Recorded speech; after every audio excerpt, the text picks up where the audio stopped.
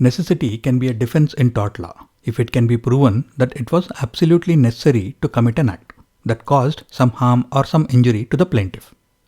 The necessity can be a private necessity or a public necessity, and normally public necessity is a much stronger defense. For example, if a house was on fire and to prevent the fire from spreading across to the next house, the neighbor demolished a part of the burning house. This can be a private necessity if it was done to prevent harm to the neighbor's own house.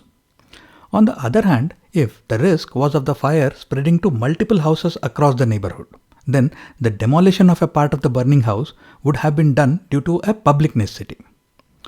For the defense of necessity to work, it should meet certain essential criteria. There must be some imminent, that is, a real and immediate danger, which made the act necessary. And the person committing the act must have a reasonable belief that the action is required to avoid the danger. And there was no other practical and reasonable alternative available. There should also be proportionality, that is, the damage done by the tort should be less than the potential damage that would have happened if the act was not done. And necessity is a defense that protects acts done when there is an immediate danger. If there is no immediate danger or the danger has passed, then there is no necessity.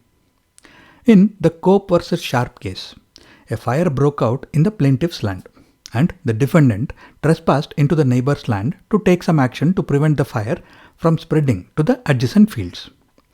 The defendant's actions caused some damage to the plaintiff's fields, so he approached the court. The court ruled that the defendant's actions were justified because they were necessary to prevent the fire from spreading.